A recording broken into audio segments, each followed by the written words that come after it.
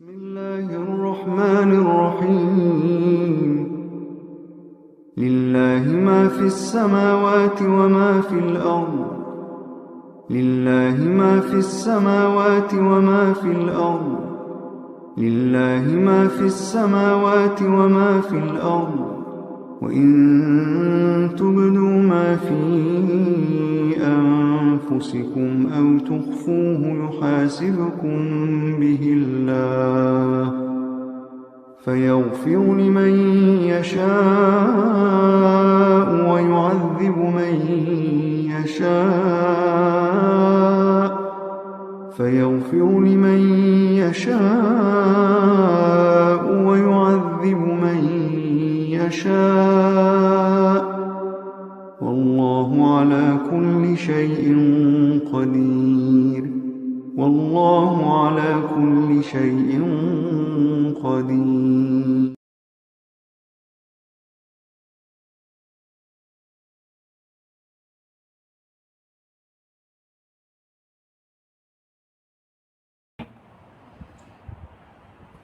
يا أيها الذين آمنوا لا تدخلوا بيوتا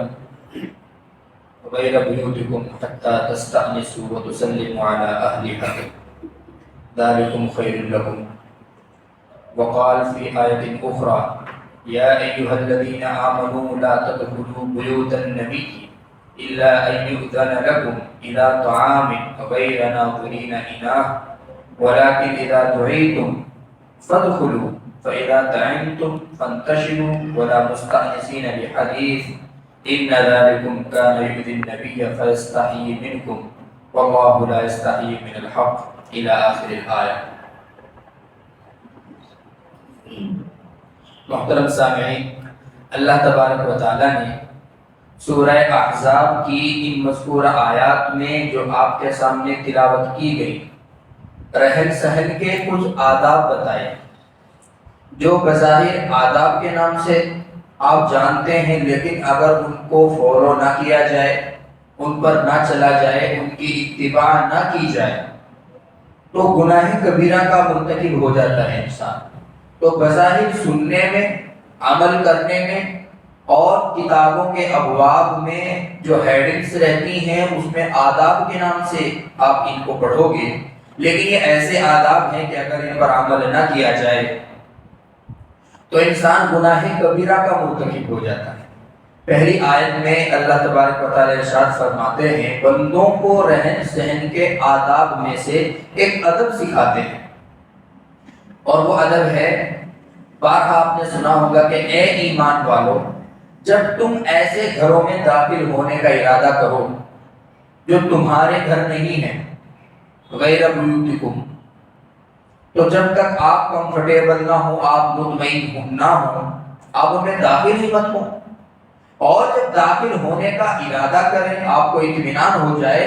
تو پہلے گھر والوں پر سلام کی بھیج دیا کرو، پہلے گھر والوں کو سلام کر لیا کرو.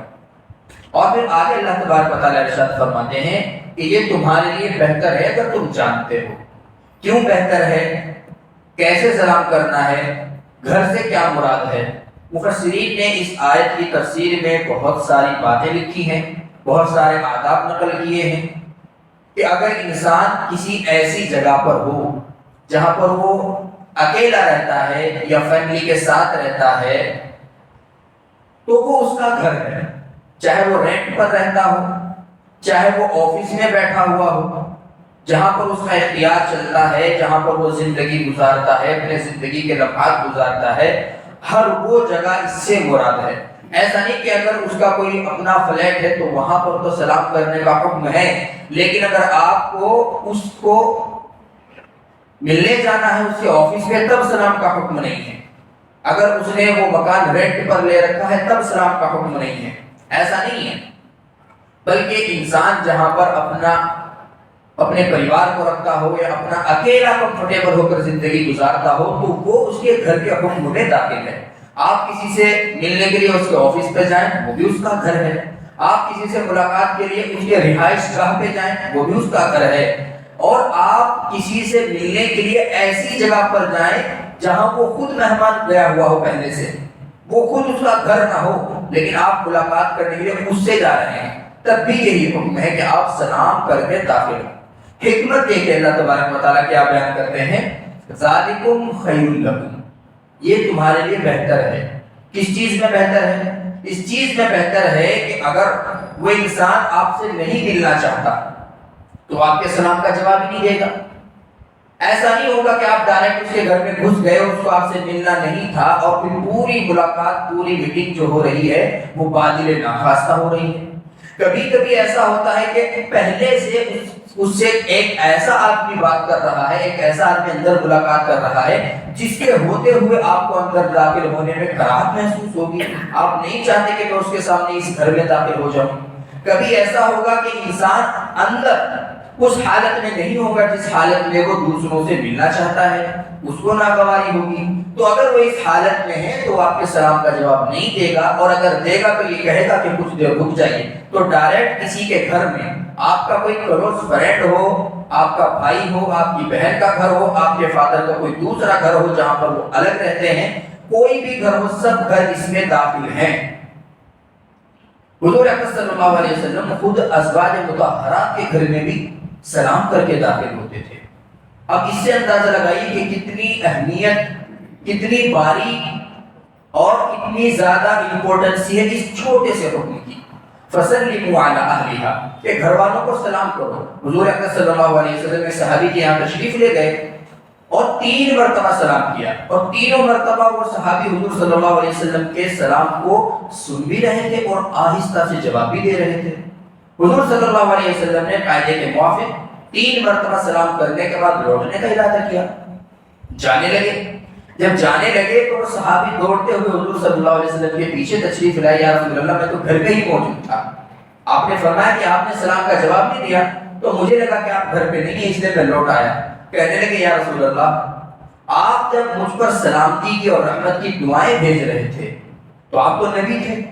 آپ کی دعا تو رائگاں نہیں جا سکتی تھی، ہماری تو جا سکتی ہے، ہم تو آپ کے جیسے نہیں ہیں، لیکن آپ تو نبی ہیں۔ میں یہ چاہ رہا تھا کہ نبی مجھ کو سلامتی کی اور رحمت کی دعائیں دیتے رہیں۔ جواب میں دے رہا تھا، جواب دینا واجب ہے، وہ میں آہستہ سے دے رہا تھا۔ پھر حضور اکرم صلی اللہ علیہ وسلم دوبارہ سے اس کے گھر پہ تشریف لے گئے اور پھر جو بات کرنی تھی آپ نے وہ بات کی۔ تو حضور اکرم صلی اللہ علیہ وسلم کو بھی جو حکم ملتا، آپ صلی اللہ علیہ وسلم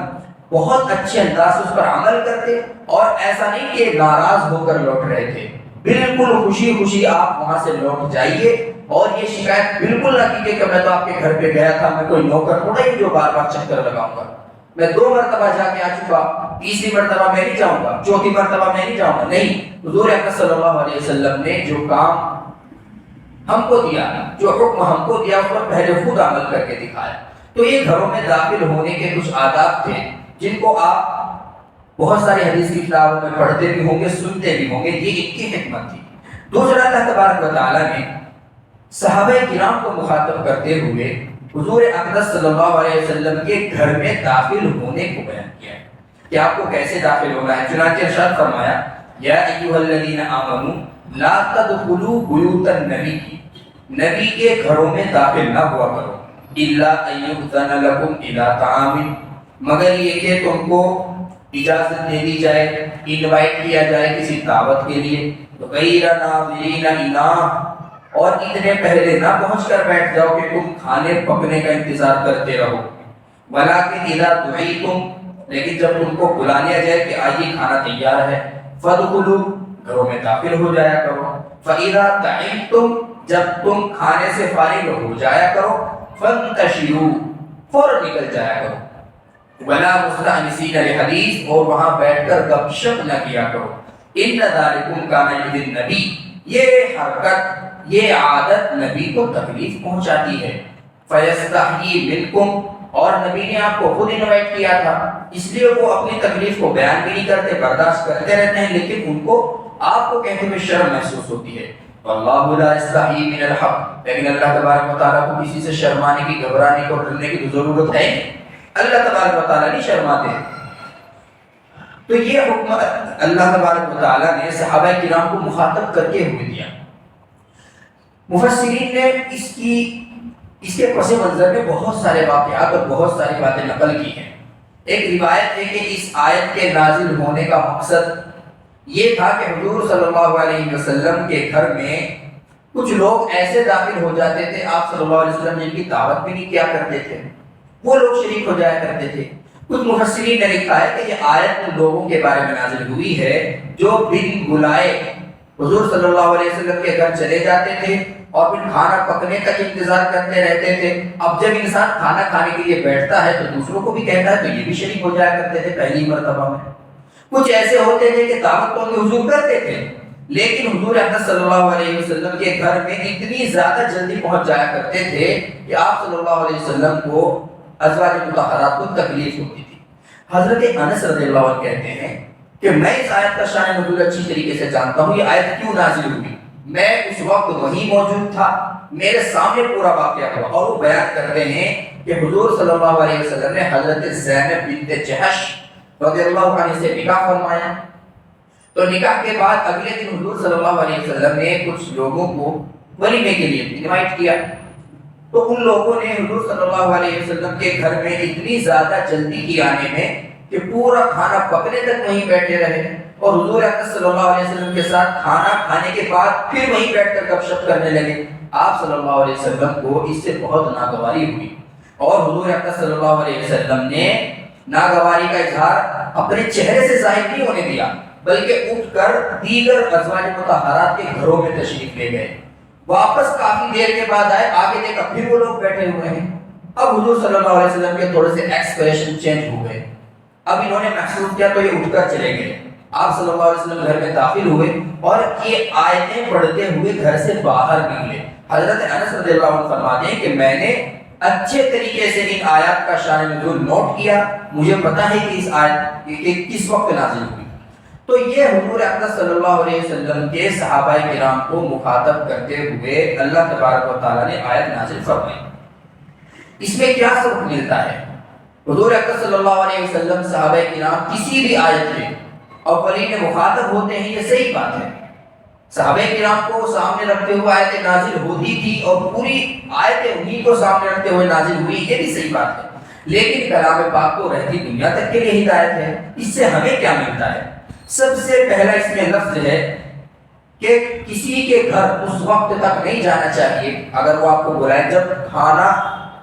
تیار نہ ہو جائے، اتنے پہلے نہیں جانا چاہیے کہ اس کو تکلیف ہو، کیونکہ آپ چلے جائیں گے وہ اور کام نہیں کرے گا، آپ کے پاس بیٹھنا پڑے گا، آپ کے پاس نہیں بیٹھے گا تو آپ کو اشکال ہوگا کہ ہمارے پاس نہیں بیٹھا۔ تو اسی لیے اگر آپ کی کوئی پرسنل دعوت کرتا ہے تو بہت پہلے سے جا کر آپ نہ بیٹھ جائیے۔ مفسرین نے لکھا ہے کہ شادی، ولیمہ یا اسی طرح اور جتنی تقریبات ہوتی ہیں وہ اس میں داخل نہیں ہے، کیونکہ وہاں مہمانوں کو بیٹھنے کا ایک الگ سے روم رہتا ہے، ایک الگ سے جگہ رہتی ہے، تو پہلے سے لوگوں کو پتا ہوتا ہے کہ میزبان جو ہے جس نے آپ کو بلایا ہے وہ آپ سے زیادہ دیر بات نہیں کر سکتا۔ یہ جب ہے جب آپ کو کوئی پرسنل دعوت پہ بلائے اور آپ کے گھر وغیرہ میں کھانے کا انتظام ہو۔ دوسرا حکم ہے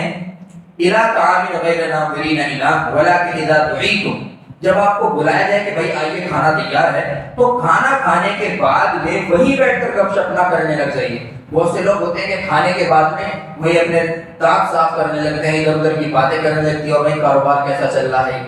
تو اس سے بھی تکلیف ہوتی ہے میزبان کو۔ ایک تکلیف تو یہ ہوتی ہے کہ اس کو اچھا محسوس نہیں ہوتا، کیونکہ جس جگہ پر تم بیٹھے ہو اس جگہ پر دوسرے لوگوں کو بیٹھ کر بھی کھانا ہے، آپ کے بعد ایک دوسری نشست بھی لگنے والی ہے۔ اور دوسری وجہ یہ ہوتی ہے کہ اگر آپ اتنا وقت وہاں بیٹھ کر لیں گے پھر دوسرے آدمی آپ کو دیکھ کر اچھا نہیں سمجھیں گے، وہ سمجھیں گے کہ یہ آدمی زیادہ قریب ہے شاید میزبان کے، ہم سے کچھ کم قریب ہیں، اس لیے ان کو زیادہ وقت ان کے پاس بیٹھا ہے، ان کو زیادہ وقت دے رہے ہو۔ تو یہ تمام باتیں، یہ آداب اللہ تبارک و تعالیٰ نے صحابہ کرام کو اگرچہ مخاطب کر کے سکھائے ہیں لیکن پوری امت مسلمہ کو سکھائے ہیں۔ اور دلیل کا بیان کی ہے ان ذالکم کان یؤذی النبی، یہ تمام چیزیں نبی صلی اللہ علیہ وسلم کو تکلیف پہنچاتی ہیں۔ اب ہمیں یہ خیال رکھنا ہے کہ جہاں ہم جاتے ہیں وہ یہ احکام ہی نہیں، بلکہ ہماری کوئی بھی حرکت اگر ایسی ہو کہ بلانے والے کو اس سے تکلیف پہنچتی ہو تو اس سے پرہیز کرنا چاہیے۔ اس کی مختلف شکلیں ہو سکتی ہیں، کوئی بھی شکل یا کوئی بھی آپ کی ایسی حرکت، آپ کا کوئی بھی ایسا کام جس سے آپ کو بلانے والے کو تکلیف ہوتی ہے، آپ کو اس سے بچنا چاہیے۔ فَيَسْتَحْيِي مِنْكُمْ، یہ اللہ تبارک و تعالیٰ نے ارشاد فرمایا کہ نبی تم کو کہتے ہوئے شرماتے ہیں، جبکہ نبی تبلیغ ہی کے لیے آئے ہیں، نبی احکام کو واضح کرنے کے لیے ہی آئے ہیں۔ لیکن اس آیت سے اور آیت کے اس ٹکڑے سے پتہ چلتا ہے کہ میزبان کو مہمان کا کتنا احترام کرنا چاہیے۔ نبی کریم صلی اللہ علیہ وسلم نے ہر بات ان کو سکھانی تھی، مہمانی کے آداب بھی آپ صلی اللہ علیہ وسلم کو ان کو بتانے تھے، لیکن خود حضور نے ان کو بلا رکھا تھا، اس لیے آپ صلی اللہ علیہ وسلم نے اس حکم کو مؤخر کر دیا، مہمان کی عزت میں مؤخر کر دیا، یہاں تک کہ اللہ تبارک و تعالیٰ نے ڈائریکٹلی آیت نازل فرما کر ان کو متنبع کر دیا۔ تو اس سے سمجھ میں آتا ہے کہ اگر آپ کسی کو مہمان کے طور پر بلاتے ہو تو اس کی ہر طرح سے عزت، ہر طرح سے اس کی دیکھ بھال کرنا آپ کی ذمہ داری ہے، اس سے ملاقات کرنا، خندہ پیشانی سے بات کرنا، اور اس کے آنے پر اس طرح کے الفاظ کہنا کہ مجھے آپ کے آنے سے جو خوشی ملی ہے وہ میں بیان نہیں کر سکتا، I can't describe my feelings۔ تو اس طرح کے الفاظ جب آپ ان کو کہو گے ان کو اچھا لگے گا، اور سیکنڈ ٹائم اگر آپ ان کو انوائٹ کرو گے تو ان کو آنے میں ذرا بھی ہیزیٹیشن نہیں ہوگی۔ بہت سے لوگوں کا مزاج ہے کہ بلا تو لیتے ہیں مگر پورے دن ایسے پھرتے رہتے ہیں آس پاس میں ہمارے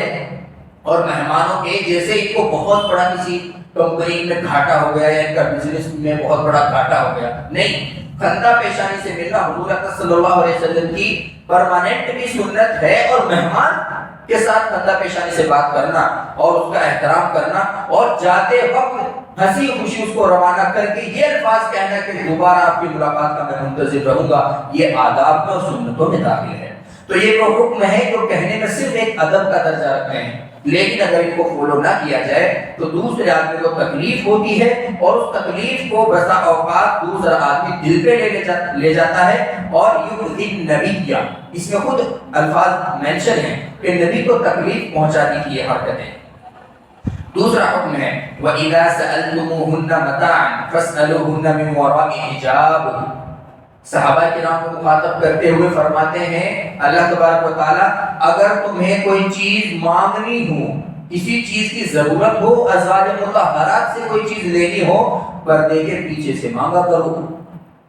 پردے کے پیچھے سے مانگا کرو۔ یہ آیت جب نازل ہوئی اس سے پہلے صحابہ کرام حضور اکرم صلی اللہ علیہ وسلم کے گھر میں بغیر اجازت کے داخل ہو جاتے تھے، اور حضور اکرم صلی اللہ علیہ وسلم کو جیسا کہ اللہ تبارک و تعالیٰ نے روحانی باپ کہا ہے اور ازواج مطہرات کو روحانی مائیں کہا ہے، تو یہ سوچ کر گھر میں داخل ہو جاتے تھے کہ کوئی دقت کی بات نہیں ہے، اور ڈائریکٹ جا کر چیز ازواج مطہرات میں سے کسی سے بھی مانگ لیا کرتے تھے۔ حضرت عمر رضی اللہ عنہ نے شریعت، حضور صلی اللہ علیہ وسلم کے صحابہ میں شریعت کے مزاج کو اتنا زیادہ سمجھنے والے تھے، اتنا زیادہ سمجھنے والے تھے کہ جب صحابہ کرام کی حضور کے گھروں میں عام دورت زیادہ ہونے لگی تو حضور صلی اللہ علیہ وسلم کو کہا کرتے تھے یا رسول اللہ یہ مجھے اچھا نہیں لگتا، آپ کے گھر میں ہر ایک صحابی آتے ہیں، ہر ایک آدمی داخل ہو جاتا ہے، بر اور فاجر کا لفظ حضرت عمر نے استعمال کیا، جو نیک ہوتے ہیں وہ بھی آ جاتے ہیں، کچھ ایسے ہوتے ہیں جو ابھی بھی اسلام میں داخل ہوئے ہیں، زیادہ کو نالج ہے نہیں، نہ بات کرنے کی نہ آنے جانے کی ان کو تمیز ہے، نہ بھی اسلام ان کے دلوں میں گھر کر گیا ہے، سب اگر حضور کے گھر میں داخل ہوتے رہیں گے تو فساد پھیل سکتا ہے، یہ چیزیں مجھے اچھی نہیں لگ رہی ہیں۔ لیکن حضور اکرم صلی اللہ علیہ وسلم اپنی طرف سے کوئی حکم دینے کے بجائے اللہ تبارک و تعالیٰ کے حکم کا انتظار کرتے تھے، کیونکہ اللہ تبارک و تعالیٰ کا جو حکم ہوتا تھا اس میں کسی کو کوئی اشکال نہیں ہوتا تھا۔ اگر حضور اکرم صلی اللہ علیہ وسلم اپنی طرف سے کوئی چیز کہہ دیتے، پرسنلی کہہ دیتے، دین کی بات تو حضور صلی اللہ علیہ وسلم کی بھی حدیث کہلاتی ہے اور اس کو ماننا فرض ہے، لیکن پرسنلی اپنے اعتبار سے اگر کچھ کہہ دیتے تو ہو سکتا تھا کہ صحابہ کرام کو ناگوار گزرتا کہ بتائیے اپنے گھروں میں داخل ہونے کی ممانعت بیان کر دی۔ تو حضور صلی اللہ علیہ وسلم نے حضرت عمر کی بات کو سن کر غور کیا، یہاں تک کہ اللہ تبارک و تعالیٰ نے بھی وہی بات نازل فرما دی جو حضرت عمر رضی اللہ تعالیٰ عنہ کی رائے تھی۔ اسی لیے حضرت عمر رضی اللہ تعالیٰ عنہ یہ کہا کرتے تھے وافقت ربی فی ثلاث، یہ تین چیزیں ایسی ہیں کہ میں نے اپنے رب کی موافقت کی۔ یہ نہیں کہا کرتے تھے کہ میرے رب نے میری موافقت کی، میں نے اپنے رب کی موافقت کی، مطلب یہ کہ میں چھوٹا ہوں، اللہ تبارک و تعالیٰ کے احکام، حضور صلی اللہ علیہ وسلم کے احکام، شریعت کے احکام بڑے ہیں، مقدم ہیں، جبکہ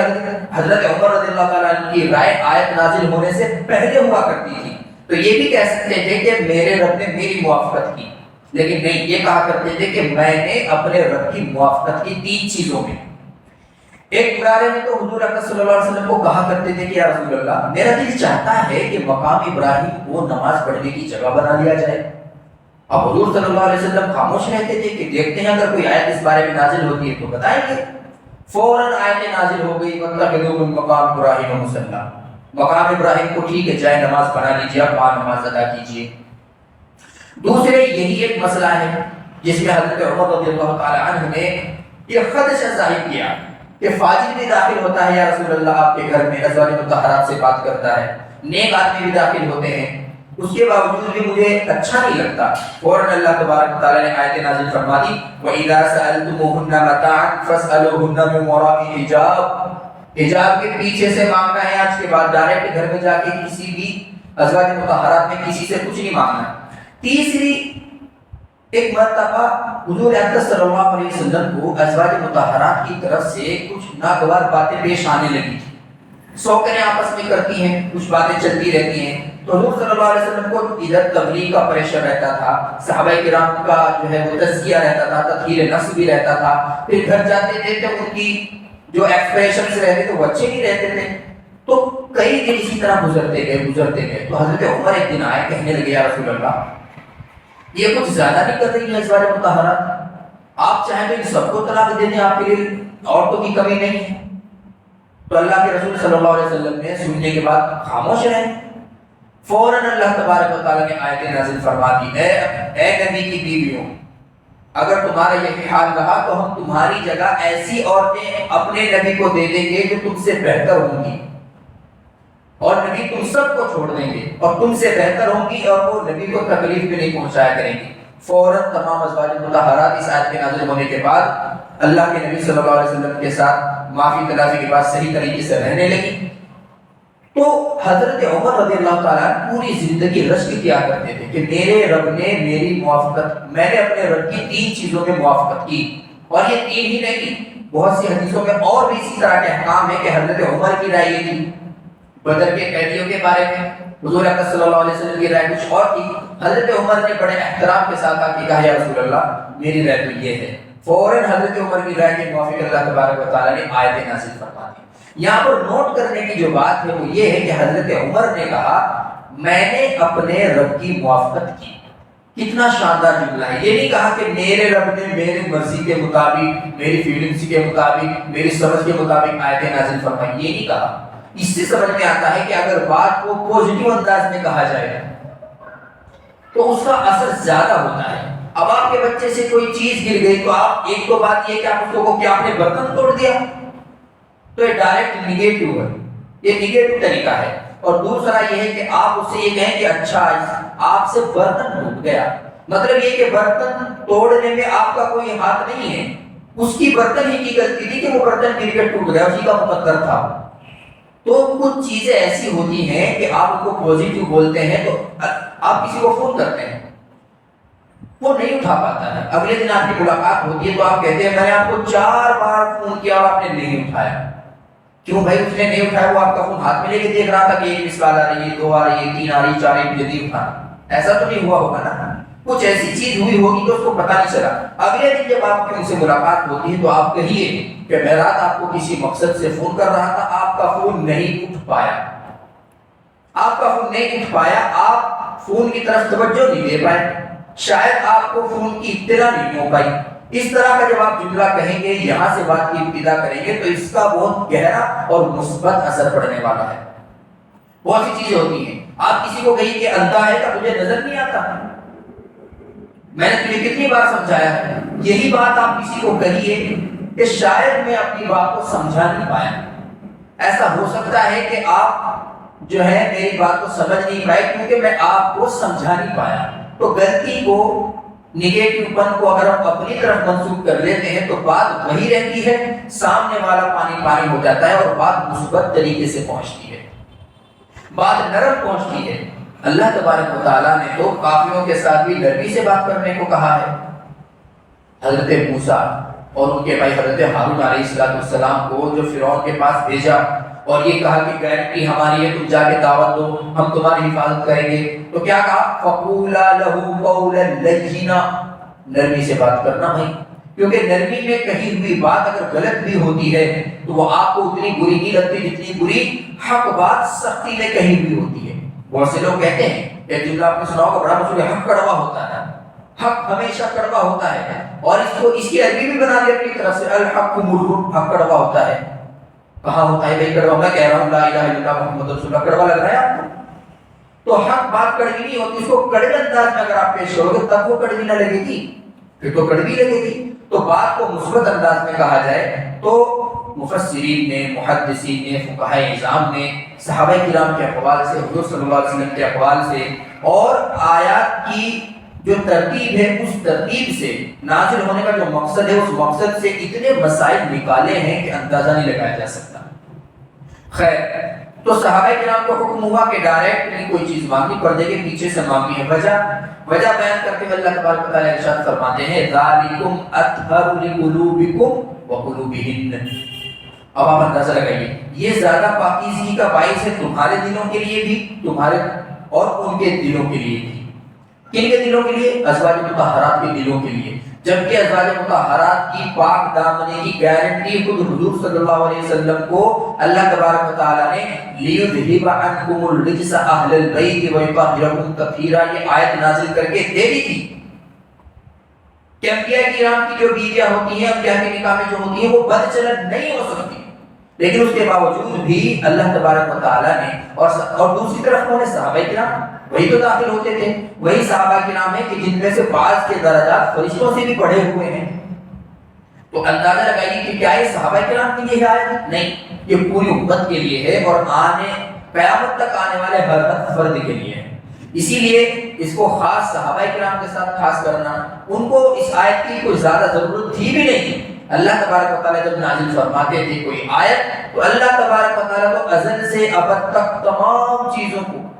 ابد سے ازل تک، ازل سے ابد تک تمام چیزوں کو ایسے دیکھتے ہیں جیسے ہم ہتھیلی پر رکھ کر چیزوں کو دیکھتے ہیں۔ اللہ تبارک و تعالیٰ کو پتا تھا کہ یہ حکم بعد کے لوگوں کے لیے زیادہ اہم ہے، اس لیے اس حکم کو کلام پاک کی آیت بنا دیا۔ اب جب کلام پاک کی آیت بنا دیا تو قیامت تک کے لیے محفوظ ہو گیا۔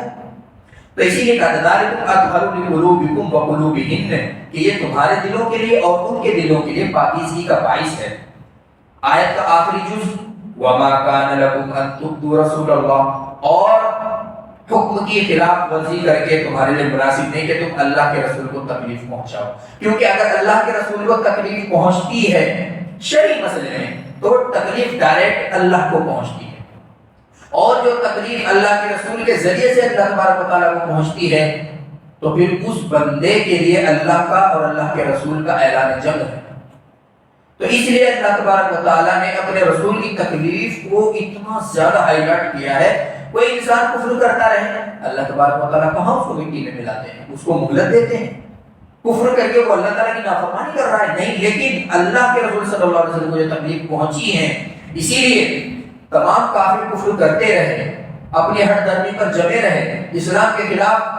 پروپیگنڈا کرتے رہے، لیکن جب حضور صلی اللہ علیہ وسلم کو تکلیف پہنچی فوراً فرشتہ حاضر ہو گیا، یا رسول اللہ دونوں پہاڑوں کے درمیانی جو بستیاں ہیں طائف والی جو آپ کو ستاتے ہیں، مجھے حکم ہے کہ اگر آپ کی اجازت ہو تو ان دونوں کو ملا کر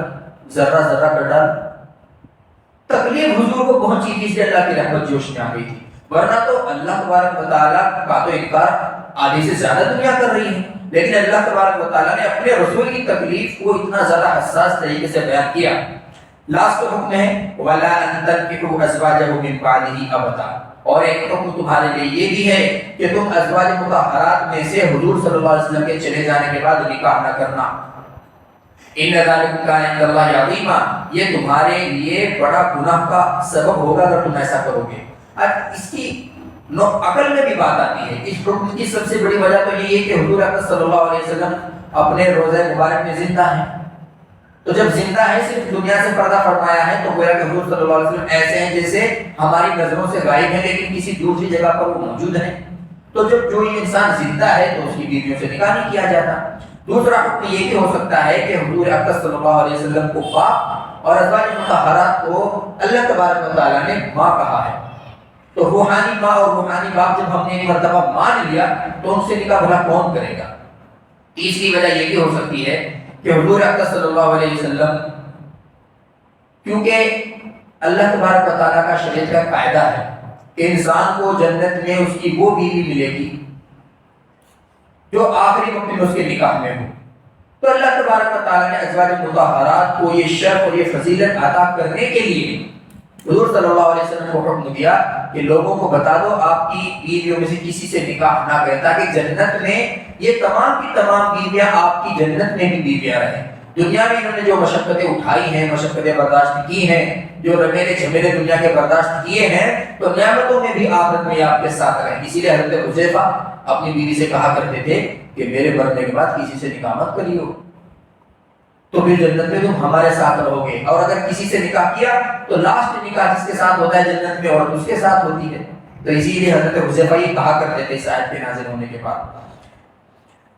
اس کے بعد ایک مرتبہ اور آگاہ فرماتے ہیں ان تبدو شیئا او تخفوہ، اگر تمہارے دلوں میں یہ باتیں چل رہی ہوں کہ ٹھیک ہے حضور اکرم صلی اللہ علیہ وسلم کے دنیا سے چلے جانے کے بعد کوشش کر کے دیکھ لیں گے کیا جا رہا ہے، حضور صلی اللہ علیہ وسلم کے چلے جانے کے بعد تم اپنے دلوں میں اس طرح کی باتیں اگر چھپائے بیٹھے ہو یا ایک دوسرے کے سامنے ظاہر کرتے ہو، اللہ تبارک و تعالیٰ تو ہر چیز کو جاننے والا ہے۔ تو یہ خیال، یہ تصور، یہ کانسیپٹ ہی دماغ سے باہر نکال دو کہ حضور اکرم صلی اللہ علیہ وسلم کے بعد ازواج مطہرات سے کسی کا نکاح ہو سکتا ہے۔ اسی لیے حضور صلی اللہ علیہ وسلم زندہ ہیں، اسی لیے تو آپ صلی اللہ علیہ وسلم کی میراث تقسیم نہیں ہوئی، یہ سب سے بڑی دلیل ہے۔ میراث کس کی تقسیم ہوتی ہے؟ جو مر جاتا ہے، اور آپ صلی اللہ علیہ وسلم مرے نہیں ہیں، قبر مبارک میں زندہ ہیں، اسی لیے آپ صلی اللہ علیہ وسلم کی میراث بھی تقسیم نہیں ہوئی، صرف دنیا سے پردہ فرمایا ہے۔ تو یہ احکام حضور اکرم صلی اللہ علیہ وسلم کے زمانے میں جتنے صحابہ کرام کو مخاطب کر کے اللہ تبارک و تعالیٰ نے نازل کیے ہیں، ان سب کے مخاطب دراصل صحابہ کرام ہی نہیں بلکہ قیامت تک آنے والا ہر مسلمان ہے جس کے دل میں ادنا برابر بھی ایمان ہوگا، جو اللہ کی وحدانیت کو، نبی کریم صلی اللہ علیہ وسلم کو اللہ کا آخری نبی مانتا ہوگا، اس پر ہر حکم کو ماننا لازم ہے۔ اللہ تبارک و تعالیٰ ان تمام آداب کی رعایت، ان تمام احکامات پر عمل کرنے والا بنائے، اور آخرت میں جنت ہمارا ٹھکانہ بنائے اور اپنی رضا نصیب فرمائے۔